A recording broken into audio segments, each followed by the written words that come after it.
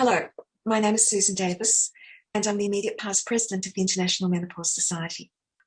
I'm delighted to announce that the International Menopause Society Professional Activity for Refresher Training, or IMPART program, is now available in Portuguese.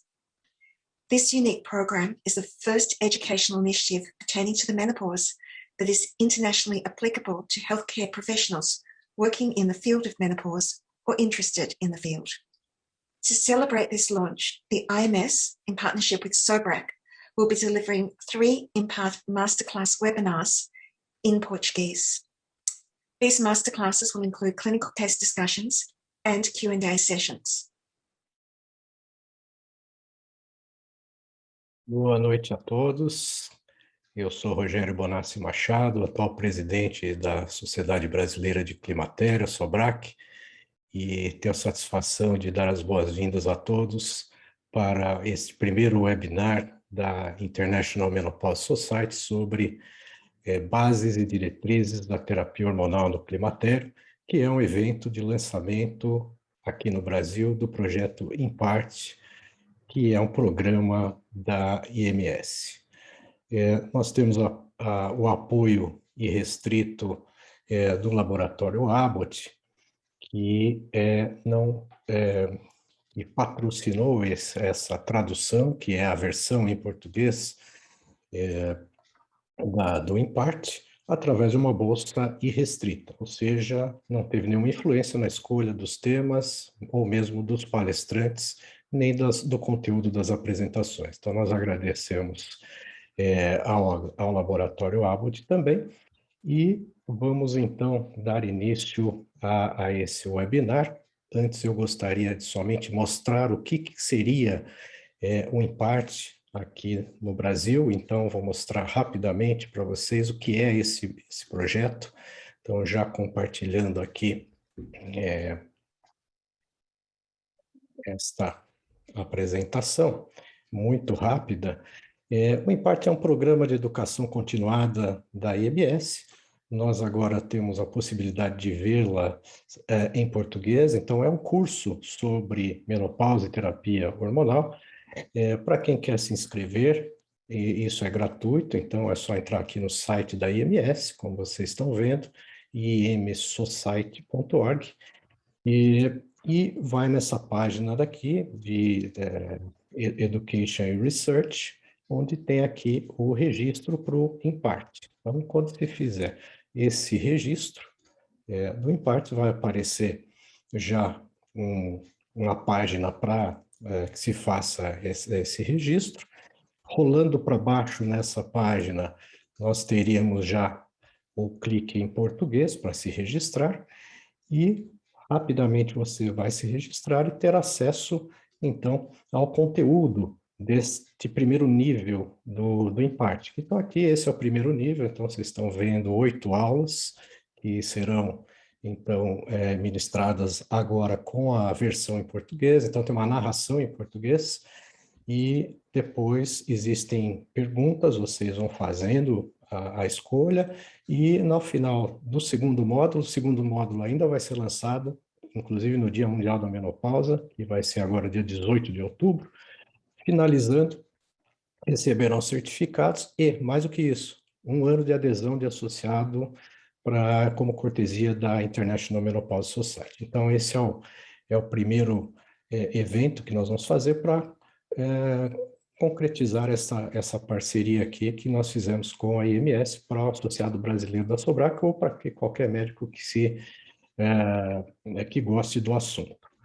E hoje eu tenho a felicidade aqui, a honra de receber a professora Fernanda Geraldes, que é presidente da seção portuguesa de menopausa da Sociedade Portuguesa de Ginecologia.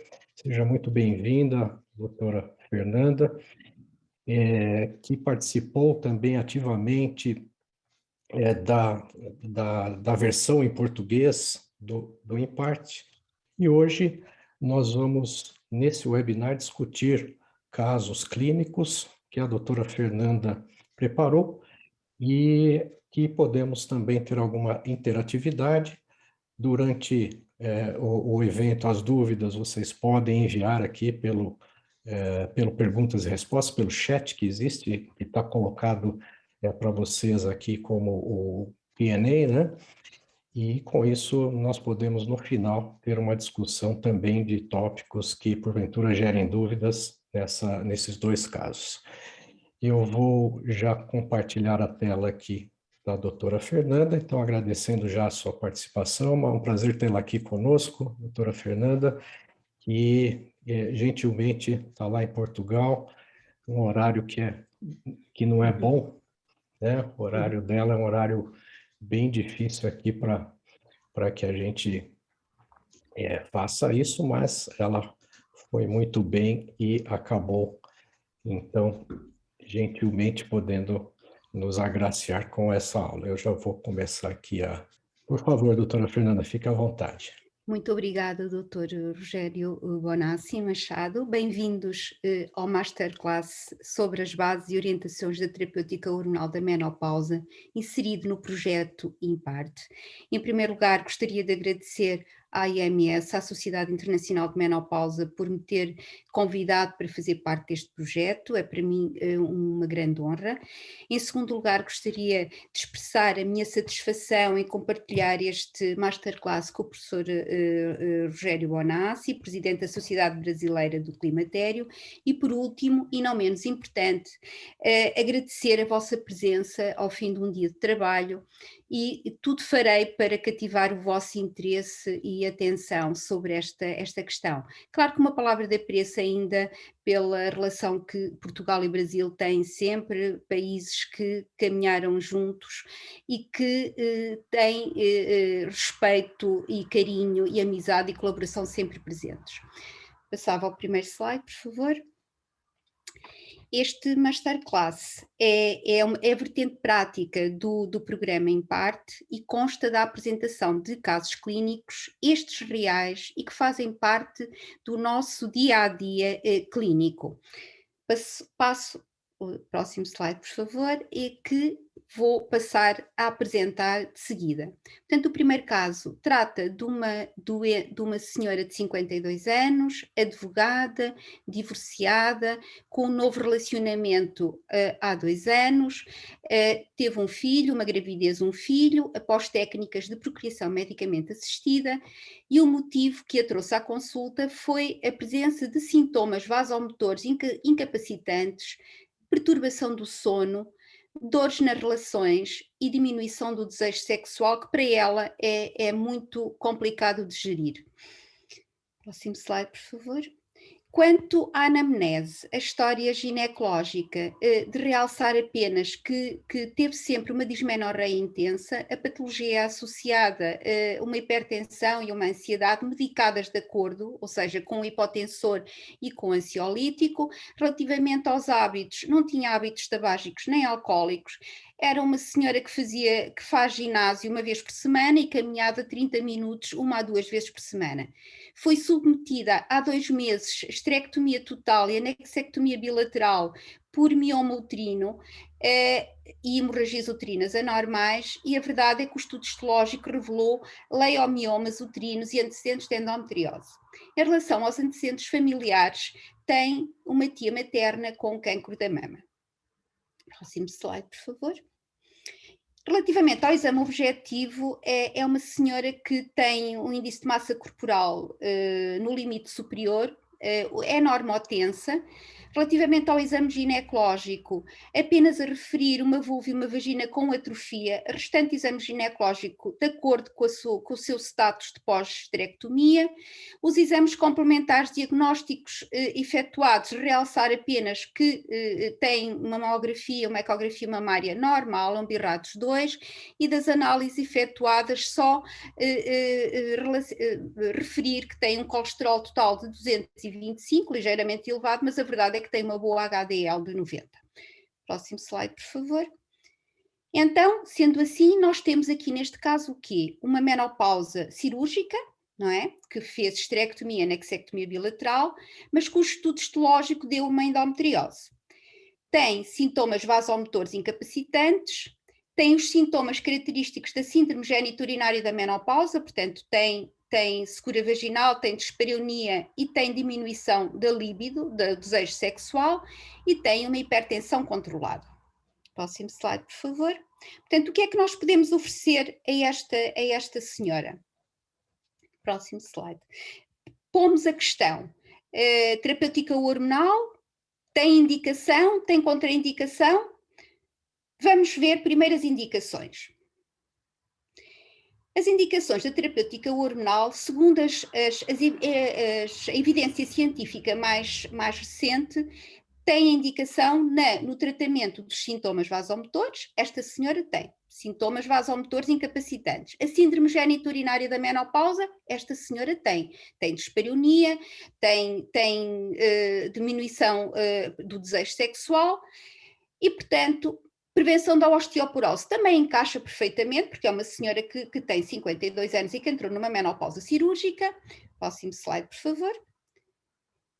Vamos também pensar que terapêutica hormonal é que nós temos disponíveis. Como todos nós sabemos, e das regras que nós sabemos da terapêutica hormonal, a terapêutica hormonal tem como base os estrogénios, portanto, quem faz a terapêutica hormonal é o estrogénio. Quando tem útero, tem que se associar o prostativo para proteção endometrial. Então, sendo assim, os estrogénios isolados são usados nas esterectomizadas, ou seja, nas mulheres que tiraram o útero, não é? Que já não têm endométrio, também no síndrome de Rokitansky-Kustarosa, portanto, nas aplasias mullerianas que também não têm útero, mas as esterectomias não são todas possíveis fazer terapêutica hormonal só com estrogénios isolados. Há exceções. Claro que os estrogénios isolados também podem ser usados nas mulheres que têm útero, mas que usam, que têm um sistema intrauterino de libertação de levonorgestrel, ou então as senhoras que têm útero podem fazer estrogénios isolados, mas em associação, por exemplo, à progesterona micronizada oral e vaginal. Nas mulheres com útero, de facto, têm que fazer uma terapêutica hormonal combinada, ou a tibolona ou um TZEC. A verdade é que vamos falar das exceções da esterectomia. As senhoras que tiram o útero, portanto que fazem esterectomia, podem fazer estrogénios isolados, exceto aquelas que têm uma esterectomia e que o estudo histológico deu endometriose. Então, próximo slide, por favor. Temos que também pensar pensar nas regras das vias de administração. Nós temos a via oral e temos a via transdérmica. Na escolha da via de administração, temos sempre a preferência da doente. A preferência da senhora conta muito, porque elas vão fazer uma terapêutica durante algum tempo, portanto tem que haver uma boa adesão à terapêutica, mas depois temos particularidades. A via oral nas mulheres em que têm uma hipertrigliceridemia, que tem, por exemplo, a diminuição do desejo sexual, o caso desta senhora, porque nós sabemos que a via oral aumenta os triglicerídeos, aumenta a hormona globulina transportadora das hormonas sexuais, aumenta o risco de eventos tromboembólicos por causa de ativar a cascata dos fatores de coagulação e, portanto, a via oral fica um bocadinho limitada para a preferência da doente, para as doentes que têm hipercolesterolemia, porque, como vocês sabem, os estrogénios orais aumentam o HDL, que é um protetor, e que não tenham fatores de risco de tromboembolismo. E então a via transdérmica realmente tem menos risco metabólico, tem mais vantagens do que a via oral e tem uma particularidade na hipertensão, na diabetes mellitus, na litíase vesicular, na hipertrigliceridemia, nas situações de risco aumentado de tromboembolismo, nas hipocoaguladas, na epilepsia, nas cefaleias, na obesidade, nas polimedicadas e também naquelas que têm diminuição do desejo sexual pela questão que nós falámos relativamente ao aumento da globulina transportadora das hormonas sexuais, com a via oral. Próximo slide, por favor. Então, temos também, para além de termos a esterectomia, temos a situação da endometriose. Então, o que é endometriose? Todos nós sabemos o que é endometriose. A endometriose é definida como a presença de tecido endometrial extra, fora do aparelho genital, em que há a presença de glândulas e estroma. É uma doença estrogênio-dependente e, como tal, tende a regredir após a menopausa. Mas, apesar disso, em cerca de 2 a 4% das mulheres nesta fase da vida, independentemente de usar ou não usar terapêutica hormonal, podem ter doença ou recidivada ou de novo.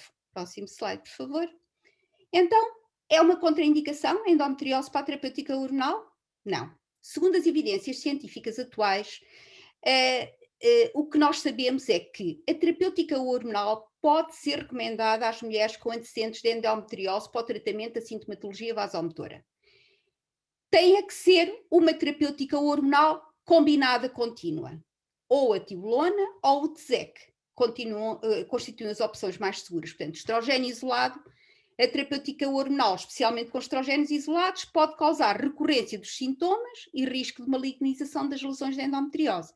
Nas mulheres com menopausa precoce cirúrgica, na sequência do tratamento de endometriose, os benefícios da terapêutica hormonal são superiores aos riscos.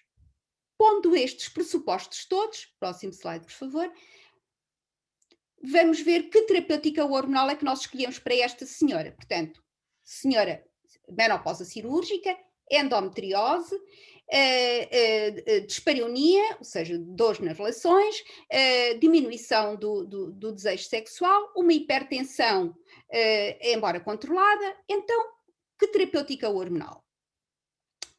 Claro que tem que ser uma contínua combinada, como nós falamos. Então, optamos por podemos fazer um estrogênio prostativo, que pode ser uma associação de um transdérmica, um patch ou uma pulverização ou oral em associação com prostativo de forma contínua, ou uma formulação que tenha os dois. Pode ser a tibolona, que tem uma ação, como vocês sabem, estrogénica, progestagénica e androgénica, ou pode ser um TZEC, que não tem o prostativo, mas tem o basedoxifeno e que protege também o endométrio. Então vamos ver qual foi a nossa opção. A nossa opção foi esta. Realmente temos que ter um estrogénio prostativo. Decidimos fazer o 17-beta-estradiol em spray, optámos pelo 17-beta-estradiol em spray, ou seja, via transdérmica, para não ter a primeira passagem hepática, para não aumentar a hormona transportadora das globulinas sexuais, e associámos-lhe uma dihidroesterona diária. Para a parte vaginal, optámos por fazer o estriol vaginal ou a prasterona. Eu não sei se por acaso no Brasil há, mas a prasterona, portanto, como vocês sabem, é dihidroepiandrosterona, que tem um mecanismo intracrinológico e que liberta nas células da vagina, portanto, onde tem a sua ação, os estrogénios e androgénios, que poderão ser interessantes na diminuição do desejo sexual. E o lubrificante vaginal, sempre em SOS, lubrificantes ou hidratantes vaginais, sempre o que quiser. Claro que nós aqui também podíamos ter optado pela tibolona, era também uma boa opção, porque também tem o seu efeito androgénico, embora seja uma terapêutica oral, e não interfere tanto com a SHBG. Qualquer das maneiras, esta foi uma opção, mas nós poderemos depois discutir se seria esta a opção que vocês tomavam ou outra. Próximo slide, por favor. Vou agora pedir-vos para irmos refletir um bocadinho sobre este segundo caso que eu vos trago. Então, trata-se de uma senhora de 32 anos, operária fabril, a viver em união de facto, nunca engravidou e veio à consulta por uma amenorreia secundária de 8 meses após a suspensão da contracepção hormonal combinada por desejo de gravidez. E tinha sintomas vasomotores intensos e incapacitantes. Próximo slide. Em relação à anamnese, a história ginecológica não tinha nada de especial, apenas uns ciclos irregulares e uma dismenorreia. A patologia associada sim, tinha uma intolerância à lactose e uma doença de BC, que fazia, por esse motivo, corticoides e colchicina. Nunca tinha sido operada, tinha algum sedentarismo, embora não tivesse hábitos alcoólicos nem tabágicos, e nos antecedentes familiares nada de especial. Próximo slide.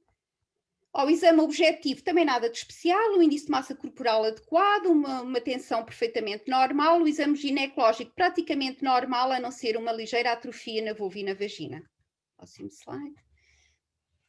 Então, esta mulher precisa de ter um diagnóstico, não é? Tem 32 anos. Não é a idade normal de se estar na menopausa. Então tivemos que fazer doseamentos hormonais, mas aqui nós temos que fazer 2 doseamentos hormonais, com o intervalo de pelo menos 6 semanas.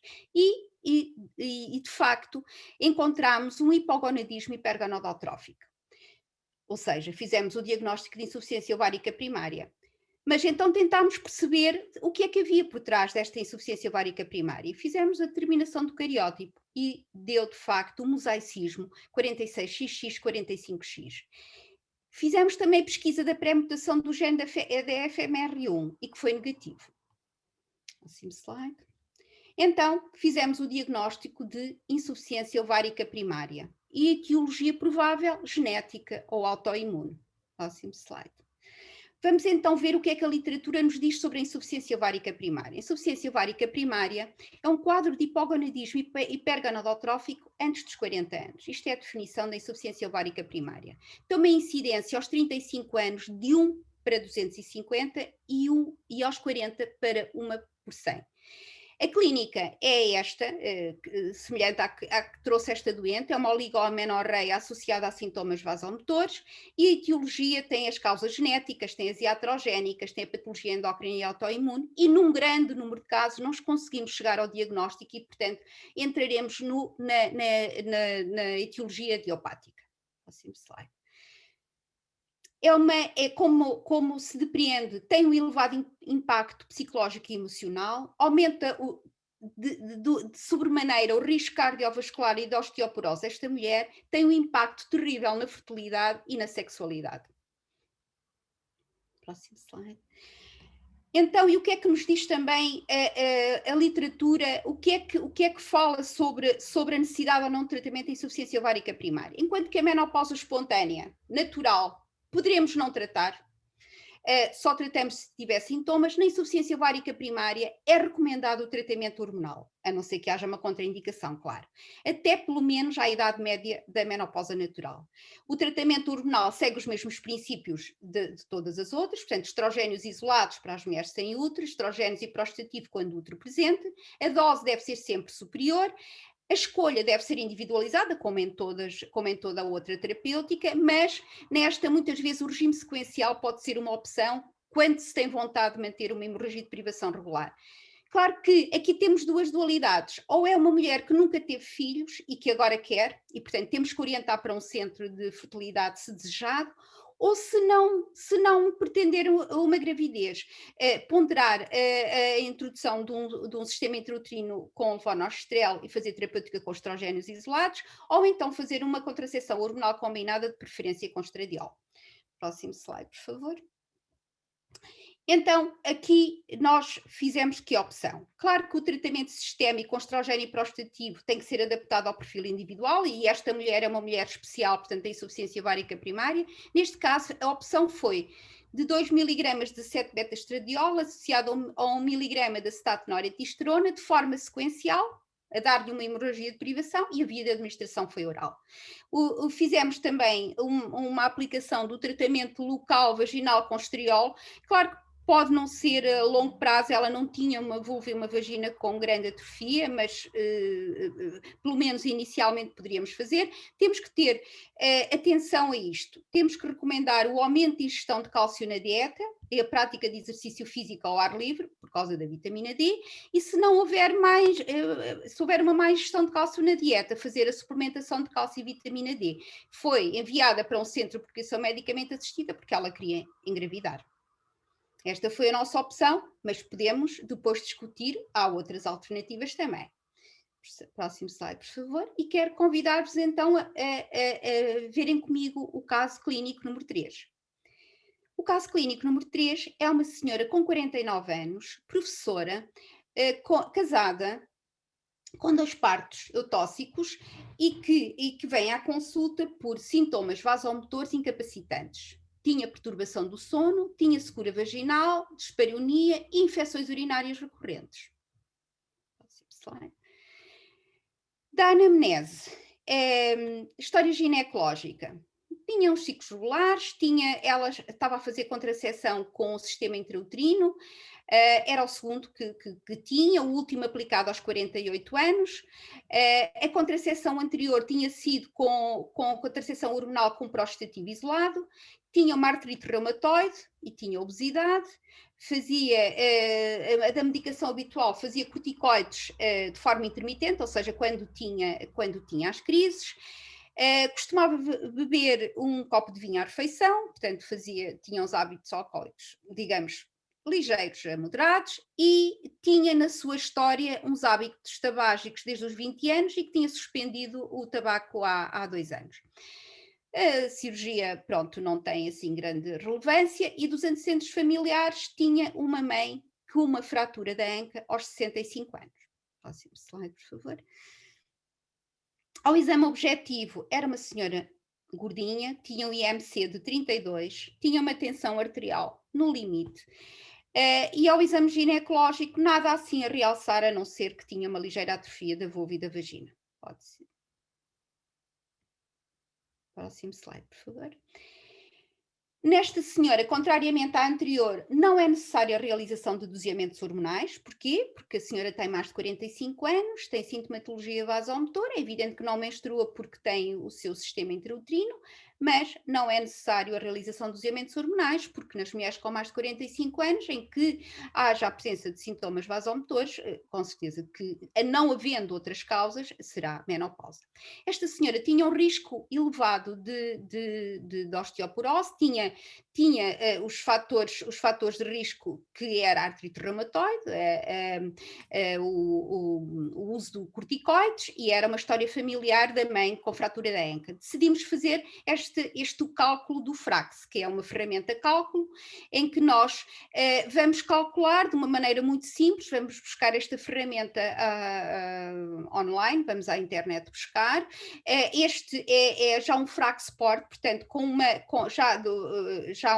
os valores adaptados à população portuguesa, em que se entra com os parâmetros que eu disse. Portanto, é uma senhora com 49 anos, que tem aquele peso, que não tem fraturas anteriores, mas tem a mãe com fratura da anca, glucocorticoides, artrite reumatoide, e deu-me esta pontuação. Esta ferramenta é muito importante porque nos dá a probabilidade de fratura a 10 anos, quer da fratura major, quer da fratura da anca. E os valores que deram aqui a esta senhora diz que não tem indicação para tratamento farmacológico, portanto, só tem indicação para tratamento preventivo. Os valores nossos portugueses do FRAX-Sport é superior a 3% na anca e superior a 11% da fratura major. E, portanto, esta senhora não tinha uma indicação formal nem de fazer a densitometria, embora tenha 3 fatores de risco para a osteoporose. Próximo slide, por favor. Então, temos um diagnóstico de uma senhora com uma menopausa espontânea, com sintomas vasomotores, com sintomas da síndrome geniturinária da menopausa, secura vaginal, dispareunia, infecções urinárias recorrentes. Atenção que isto de facto é um sintoma que muitas vezes se acha que são infecções que têm outro motivo, ou tem mesmo uma urgência miccional que tem outro motivo, tem muitas vezes por trás uma atrofia vulvovaginal marcada, e apresenta fatores de risco para a osteoporose, como eu já disse, artrite reumatoide, toma de corticoides, história familiar de fratura da anca, é uma portadora do dispositivo com vonostrel que foi aplicado portanto, aos 2 anos antes, e obesidade. Então, próximo slide, por favor.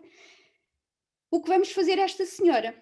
Tem indicação para terapêutica hormonal? Não tem? Vamos ver então, vamos refletir um bocadinho, vamos rever outra vez as indicações e vamos rever as contraindicações. Relativamente às indicações, portanto, voltamos outra vez àqueles 4 parâmetros que todas as guidelines científicas recomendam para a indicação da terapêutica hormonal. Sintomas vasomotores, tem.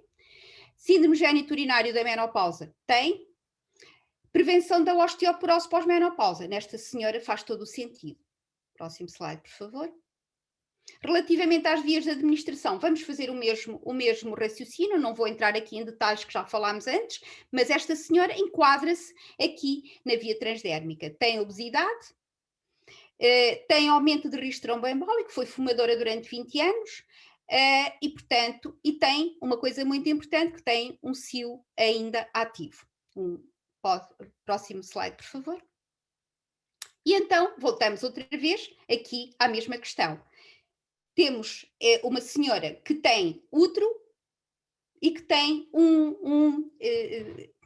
por favor, pode clicar só mais uma vez que aparece uma setinha ali exatamente. E, portanto, temos aqui esta questão que nós já debatemos. Esta senhora tendo um dispositivo ainda dentro do prazo dos 5 anos, com libertação do levor nostril, portanto um prostativo para proteção endometrial, podemos perfeitamente fazer um estrogênio isolado, que é muito mais seguro e com muito menos riscos, e podemos optar, sem dúvida nenhuma, pela terapêutica transdérmica. Vamos ver qual foi a nossa opção. Próximo slide, por favor.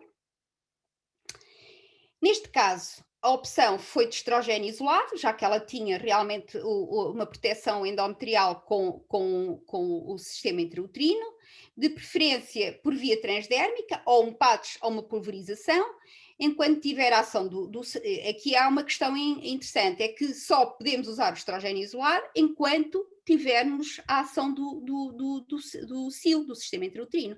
Porque depois disso, passados esses 5 anos, se for necessário continuar a terapêutica hormonal, se continuar a ter indicações, temos que passar para um estrogênio prostativo. Nós em Portugal não temos estrogênio prostativo transdérmico, infelizmente, portanto teremos que fazer sempre uma coisa combinada, estrogênio transdérmico em patches ou em pulverização com terapêutica oral do prostativo, mas também podemos optar depois pela terapêutica oral, isso depois será algo que podemos discutir. Também teremos que fazer um tratamento local vaginal com ostriol, ostradiol e em SOS, ao juntar a estes dois o lubrificante vaginal. Eu vou lembrar que ela tinha dispareunia, tinha secura vaginal e tinha infecções urinárias recorrentes. É recomendado o aumento de ingestão de cálcio na dieta. Eu vou relembrar que esta senhora tinha um aumento de risco de osteoporose, e se má ingestão, temos que fazer o cálcio, fazer suplementação de cálcio e vitamina D. Também tem que perder peso, tem que alterar estilos de vida, porque ela tem obesidade, portanto, prática de exercício físico, baixa ingestão de bebidas alcoólicas e alterar os hábitos alimentares. Próximo slide, por favor. Comentários finais, pormos aqui um bocadinho os pontos nos is, como costumamos dizer, ou então levar algumas mensagens para casa possíveis. Próximo slide. Sobre as indicações já falámos tudo. Próximo slide, por favor.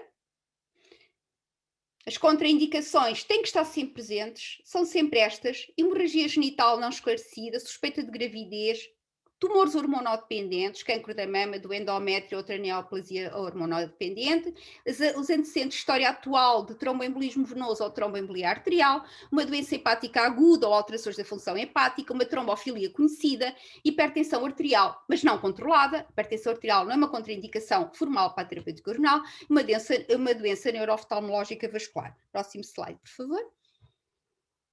As vias de administração, também já falei, temos que estar sempre presentes quando fazemos a escolha, se a via oral, se a via transdérmica, claro que sempre com a preferência da doente, mas ter sempre em conta que a via transdérmica é de facto muito melhor para as senhoras que têm um aumento de risco cardiovascular e tromboembólico. Próximo slide, por favor. Portanto, em resumo, podemos dizer que a terapêutica hormonal pode ser feita com estrogénios isolados ou com terapêutica hormonal combinada, com estrogénios e prostativo, com a tibolona ou com o TZEC.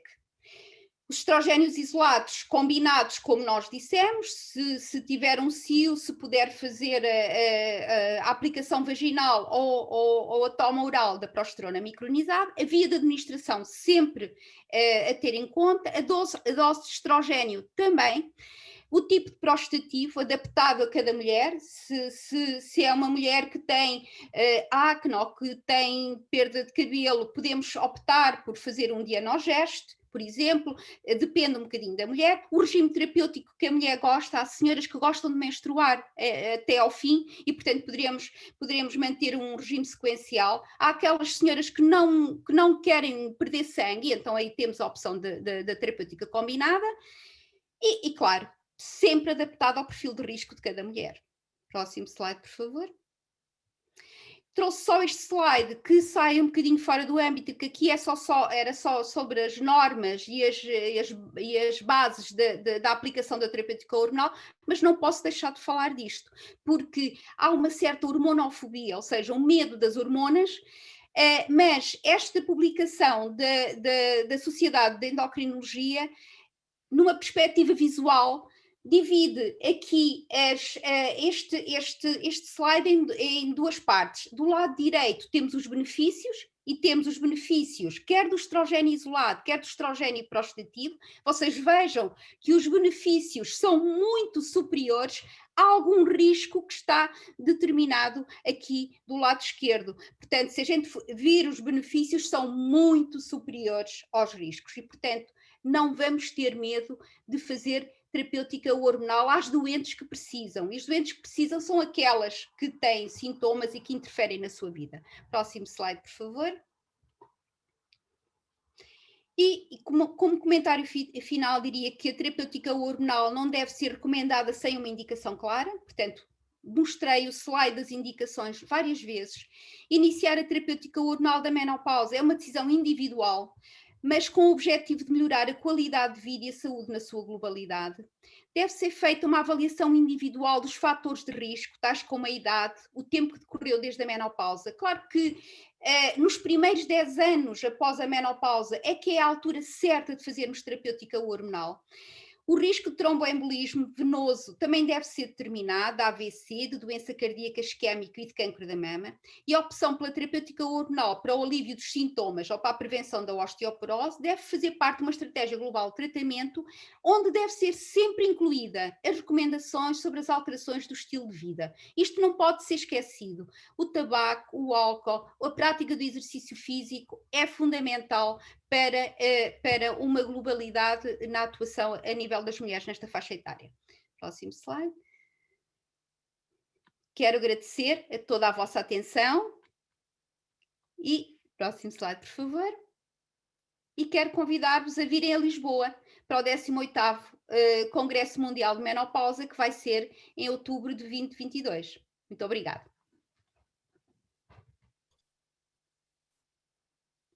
Obrigado à doutora Fernanda. Ela mostrou aqui casos práticos do dia a dia, uma apresentação muito completa, muito boas as suas considerações e acho que agregou bastante para o público brasileiro. E eu já adianto aqui, doutora Fernanda, nós temos nesse momento aqui 366 participantes. Que bom. Né? Então, aqui no Brasil, nós temos esse assunto, ele é muito comum para o ginecologista e tem um interesse muito grande. Né? Parabéns pela sua apresentação. Nós temos várias perguntas aqui, eu acho que nós temos um tempo bom. Eu gostava que me perguntassem, porque há muita coisa que a gente pode discutir ainda. Claro. E temos 20 minutos para isso, e a doutora Fernanda foi perfeita também no tempo aqui, deixou os 20 minutos que eram necessários para que a gente fizesse a discussão. Né? A primeira pergunta que eu tenho aqui, eu vou emendar uma consideração até minha do primeiro caso que você apresentou, Fernanda. Endometriose, sim. Aquela paciente com endometriose. É uma questão duvidosa mesmo na escolha da terapêutica combinada para as mulheres já esterectomizadas, né, como foi que aconteceu. E eu acredito que nós precisaríamos também pensar, eventualmente, que esse foi um achado da cirurgia. Ela não tinha uma clínica evidente de endometriose. Eu acredito que se fosse uma paciente com endometriose sintomática, que tivesse já um histórico... Tinha infertilidade, doutor Rogério, e dismenorreia, e dores pélvicas. Mas o mioma parece que foi o mais... Vamos pensar que existem mulheres que teriam um achado cirúrgico, né, que a gente pode ocorrer isso, e mesmo aquelas que já vinham com um histórico um pouco mais evidente. Né? Teria isso uma divisão para que a gente entre com o estroprogestativo mais para os grupos que teriam os antecedentes, mesmo que eu tenha uma paciente já com endometriose que eu conheço, essa eu precisaria ficar com mais preocupação e fazer o estrogênio mais o progestagênio, como foi feito aqui. E se for um achado isolado, eu poderia eventualmente, num primeiro momento, dispensar o progestagênio, iniciar só com a terapêutica estrogênica isolada e observar? Não é essa uma boa questão para a gente pensar também? Muito obrigado pela sua pergunta. De facto, nós sabemos que o prostativo acaba por ser um bocadinho o mal da fita da terapêutica hormonal e, portanto, não é de sumenos importância. Portanto, se nós considerarmos os benefícios-riscos, e se provavelmente se fizermos só estrogénios num período relativamente curto, se calhar, pesando tudo isso que o Dr. Rogério disse, eu acho que sim, porque de facto o prostativo, como nós sabemos, e que o estudo do WHI nos ensinou, é que no grupo de estrogénios isolados não houve aumento de risco de câncer da mama e no grupo de estrogénios com prostativo houve. E, portanto, assim como a parte do risco cardiovascular, ou seja, o prostativo não é inócuo.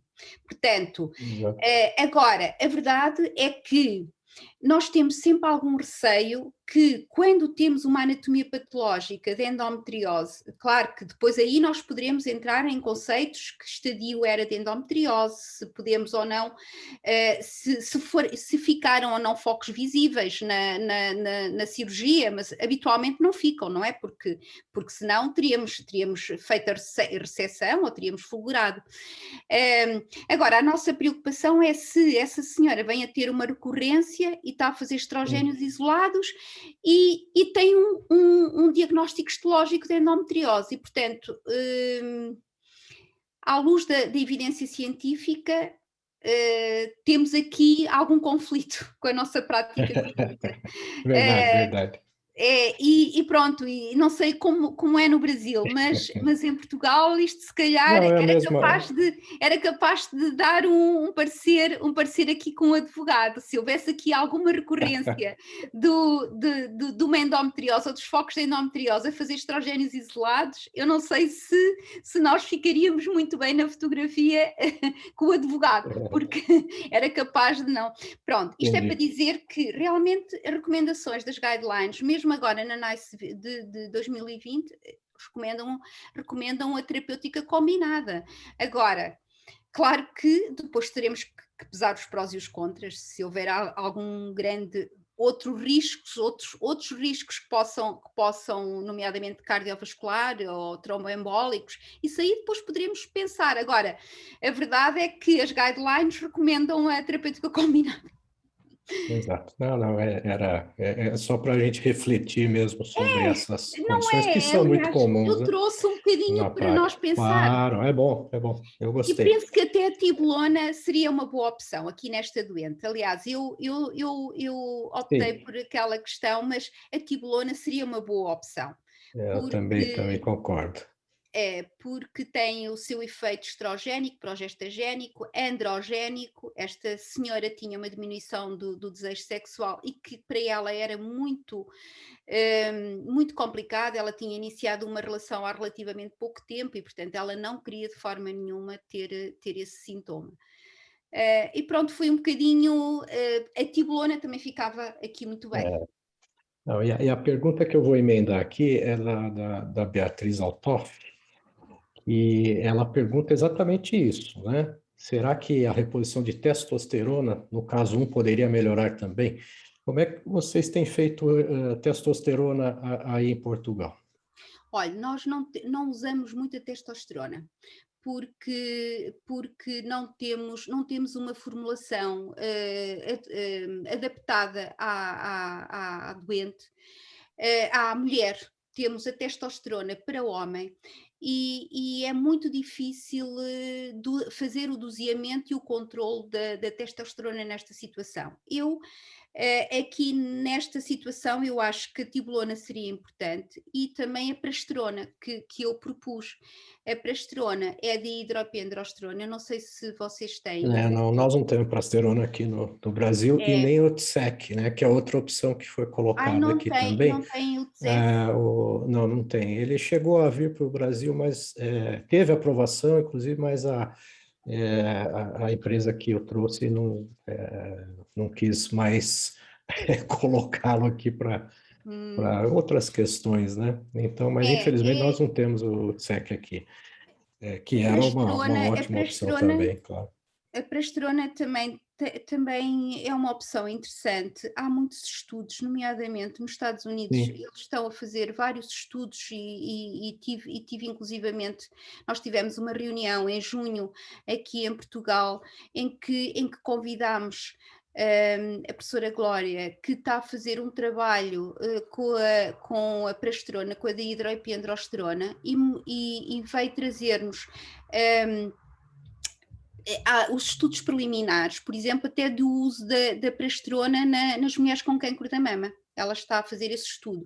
E tivemos também uma urologista, uma professora urologista, que veio falar sobre o efeito benéfico da prasterona das infecções urinárias recorrentes. Ou seja, eu penso que ainda temos aqui um longo caminho e nós realmente a testosterona, não sei qual é a vossa situação no Brasil, se usam muito, se não usam, se têm, nós não temos formulação, nós só temos uma formulação que é para o homem e para nós é muito difícil, são os patches e são os cremes, só que é muito difícil fazer o doseamento e o controle. Em situações muito extremas, nós usamos o creme de testosterona usado pelo homem, mas é sempre a curto prazo e sempre com alguns receios. Ok. Fernanda, você está conseguindo ter acesso às perguntas aqui? Porque para mim elas sumiram. Tenho aqui o chat, sim. Tenho. Isso, vê se você consegue, onde tem 28 aqui nas perguntas, porque sim, 28. O meu parou. Eu acho que travou aqui. E, de facto, a reposição da testosterona no primeiro caso, já respondemos. Agora, ia ver aqui se tinha mais. A dose de hidroestrona para uso contínuo é 10 miligramas? É sim, é 10 miligramas. De hidrogesterona, sim. Isso, exatamente. Se você puder seguir aí, eu vou. Realmente, para mim, sumiu aqui. Tenho aqui a Maria Eduarda Nunes, que diz: paciente jovem, abaixo dos 30 anos, com oforectomia bilateral por cistadenofibromas bilateral, portadora de adenomiose, útero mantido, como realizar terapêutica hormonal? Deseja gestação posterior, né? Por meio de FIV. Pois, esta senhora, de facto, esta jovem, pronto, é uma jovem, uma insuficiência ovárica primária de causa iatrogénica. Precisamente.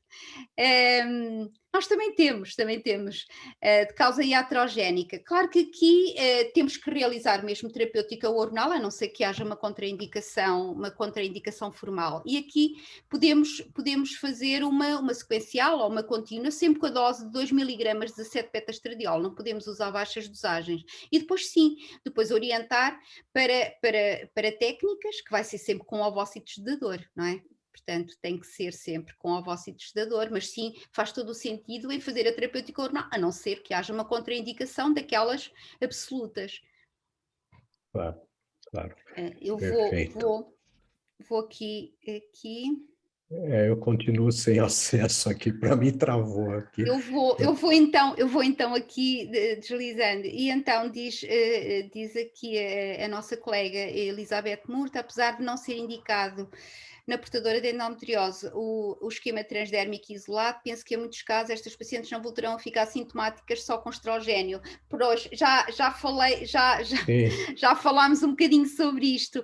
Eu concordo consigo e pronto, a colega diz a ficar sintomática só com estrogénios e poderia controlar o risco de malignidade de focos ectópicos de endometriose com ultrassons e claro, e com preparo intestinal anual é viável. Claro que sim, colega. A única questão foi o que eu disse, é que há recomendações das sociedades científicas e se nós por acaso temos o azar de haver uma recorrência, não sei como é que será, porque de facto todas as recomendações, e aliás NICE 2020 e aquelas referências que eu pus no slide, todos eles recomendam a terapêutica combinada. Agora, claro, obviamente que se for por pouco tempo, se for bem discutida com a doente, Se a doente assumir esse risco, eu também não vejo como não, e fazer realmente uma avaliação. Mas, claro, sempre com a noção de que há aqui alguma coisa que está contra as guidelines internacionais. Não sei se nós já tínhamos discutido isso. Não, acho que ficou claro isso. Acho que tem a questão legal também que pode eu acho. ter. Não sei se o Brasil tem muito isso, mas nós em Portugal os advogados já vão aos consensos, às guidelines internacionais. Eu acho que é o mundo todo, né, Fernanda? Tá todo Dizem que foi má assim. prática. Agora, claro, Exatamente. se for uma senhora com quem a gente tem uma relação, lá está, a relação médico-doente, e que a gente explique bem quais são os riscos de uma situação ou de outra, penso que sim. Ótimo. Agora, Dr. Sérgio Busato diz aqui qual é o peso da história familiar para cancro da mama que contraindica a terapêutica hormonal. É assim, de facto, a história familiar de cancro da mama não contraindica a terapêutica hormonal. É a história, é o seu risco da própria pessoa. A própria pessoa tem maior risco de ter cancro da mama. Claro que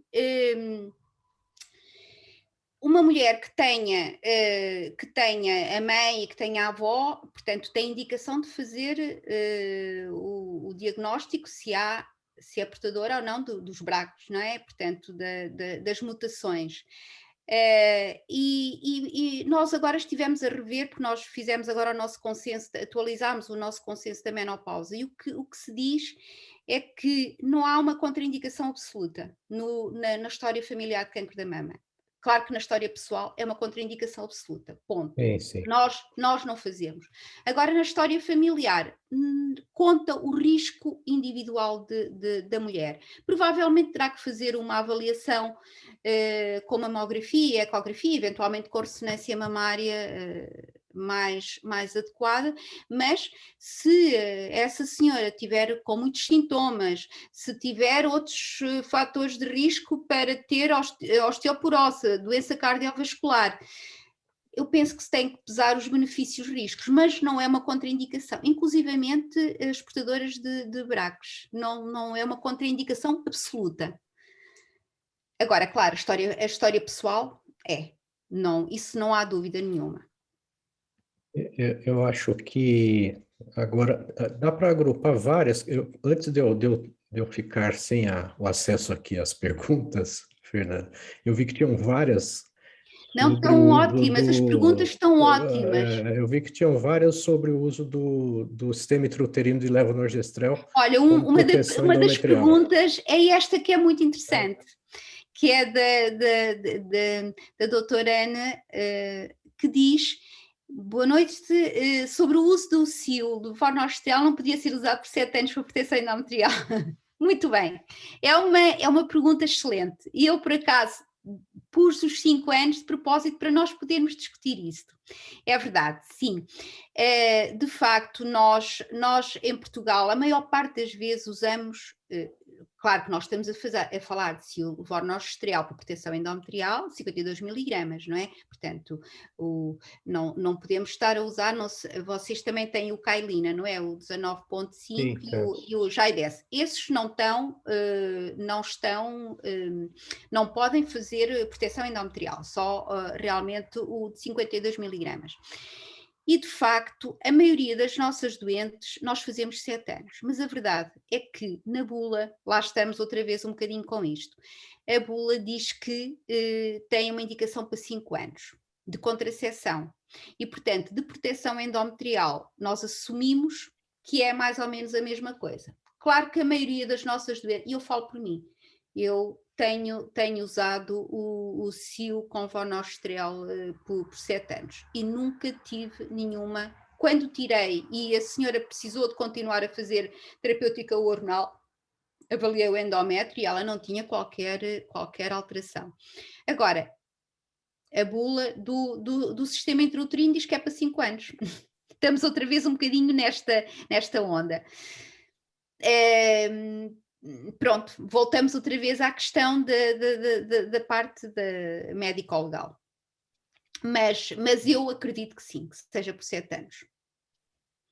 Mas sim, mas é muito interessante esta pergunta, porque também é uma discussão que nós fazemos muito. Mais depressa deixamos para contracepção 7 anos do que deixamos 7 anos para proteção endometrial com estrogénios. Ainda por cima, porque nós podemos até fazer estrogénios isolados com doses mais baixas, não é? E, portanto, os estrogénios transdérmicos ainda temos, por exemplo, a pulverização, nós podemos fazer a ultra baixa dosagem. Fazemos um puff, fazemos a ultra baixa dosagem, portanto, com certeza que a proteção endometrial do CIO, do levonorgestrel com 52 miligramas vai dar os 7 anos. Mas sim, é uma boa questão. É também outra para reflexão, né, Fernanda? Porque quando o 52 miligramas, o Mirena, ele chega no 5º ano, já está liberando bem menos, né? Uns 10 microgramas de levonorgestrel, é verdade. né? Mas por não isso tem é estudos. que eu ponho os 5 anos. Né? Então, e vamos supor que ela passe do 5º ano e continua com 52, ela vai ter lá 10 microgramas de levonorgestrel para liberar, para proteger aquele endométrio que já está atrófico, já teve todas as transformações histológicas necessárias. Sim. O que poderia, eventualmente, a gente começar até com cailina, né? Que já vai fazer 9 microgramas, exato, poderia pegar, mas falta evidência. Então, falta evidência, não temos. E pronto, mas é uma reflexão muito interessante, muito interessante. Eu acho que as perguntas são muito interessantes. E sim, não consigo dizer-lhe que não, sinceramente. É isso aí. Eu, por acaso, pus 5 anos de propósito, porque eu pensei, eu quero que me perguntem. Mas aqui também, a nossa bula também é de 5 anos e nós respeitamos bula também, embora sempre tenha essa pergunta. Eu aí até digo, eu sou bastante, falo muito com as doentes e eu acredito sinceramente, até porque nós podemos fazer a baixa dosagem do estrogénio e, portanto, não precisamos de um prostativo tão elevado. Pronto, mas sim. Aqui, depois, a doutora Cristina Cabral fala aqui sobre também um tema também controverso, que é a suplementação de cálcio. E se há alguma contraindicação à suplementação de cálcio. A dosagem que é recomendada para a mulher na pós-menopausa são 1200 miligramas de cálcio diários. Eu, na minha prática clínica, incentivo sempre a terapeuta fazer o maior aporte de cálcio na dieta. Até entrego panfletos sobre a constituição de cálcio, da quantidade de cálcio que há nos laticínios, na couve, no brócolo, nisso tudo, para elas poderem ajustar um bocadinho o cálcio na dieta. Mas a verdade é que uma mulher com osteoporose nós temos que suplementar. Temos. E de facto, o cálcio que nós usamos mais é o carbonato de cálcio. É barato, é mais ou menos bem tolerado e, portanto, é aquilo que nós usamos. A dose, 1200 miligramas. Agora, a contraindicação. A contraindicação, de facto, tem-se falado na litíase, portanto, na litíase renal. Aí os nossos colegas nefrologistas habitualmente não gostam muito que a gente dê cálcio. E também há algumas alterações cardíacas que também não têm uma contraindicação relativa. As contraindicações que eu vejo mais com o cálcio. Podemos ir gerindo com a alimentação, juntamente com não fazer sempre cálcio, fazer 2 meses sim, depois fazer 2 meses não, ir fazendo ali um bocadinho uma terapêutica. Agora a verdade é que a gente tem que dar cálcio quando há osteoporose. É isso. Muito bem. Doutora Fernanda, queria agradecer sobremaneira a sua participação. Infelizmente, o tempo não vai permitir que nós... Há tantas perguntas interessantes. Tem muitas boas perguntas. Eu estou muito, muito satisfeita porque muitas perguntas interessantes. Eu acho que nós vamos precisar fazer um outro webinar aqui com a doutora Fernanda, mas aí nós vamos fazer um horário melhor para ela também, porque lá já é 1h da manhã e ela está animada aqui. Mas, infelizmente, o tempo ele é cruel e nós vamos precisar encerrar aqui Exato, esse ok. webinar. Queria agradecer mais uma vez a participação da doutora Fernanda, agradecer à IMS pela iniciativa, agradecer a todos vocês que participaram. Nós tivemos 366 participações aqui, que se inscreveram. Agora, no finalzinho, nós estamos com 290, quer dizer, é muita gente que está aqui. Eu prometo que nós vamos nos esforçar aqui via Sobrac para responder as dúvidas que vocês têm, né?